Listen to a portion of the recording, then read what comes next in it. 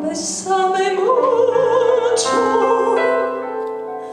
como si fuera esta noche la última vez.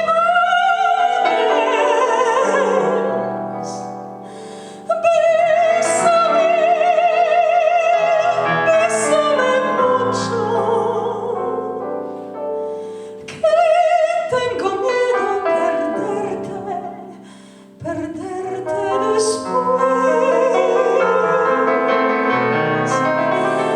Io sempre nella mia vita artistica, anche in quella personale, però giustamente sono come dei vasi comunicanti, no? La mia vita personale e quella artistica, perciò mi sono sempre occupata diciamo, di chi soffre. Ce ne impipiamo di Pellico, di Gioberti, di Cavour.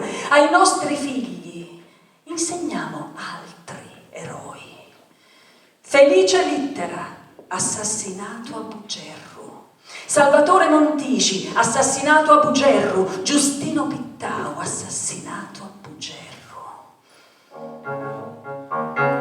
La maestra degli occhiali spessi, il professore morto di fame che non sciopera ancora, hanno voglia di dire storiche cretinerie.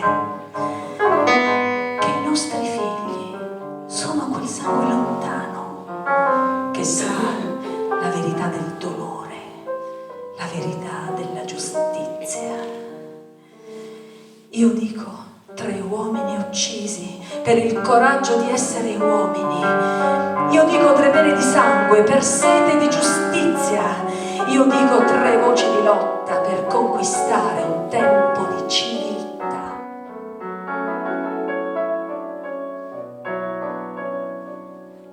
In questo spettacolo c'è proprio il culmine, no, del mio lavoro in questo senso, perché ci sono tutti i popoli non riconosciuti, ci sono, non so, i malati di mente, ci sono le donne ovviamente, ci sono i bambini in guerra, ci sono tutti questi. Ecco, io ho rubato un po' qui, un po' là ai poeti e agli autori di canzoni e ho assemblato questo lavoro che mi dà molta gioia, forse perché mi commuove ogni volta che lo faccio.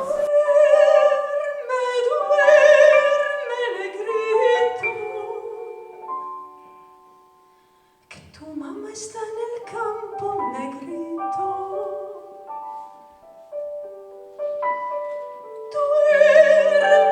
Duerme negrito. Che tu mamma sta nel campo.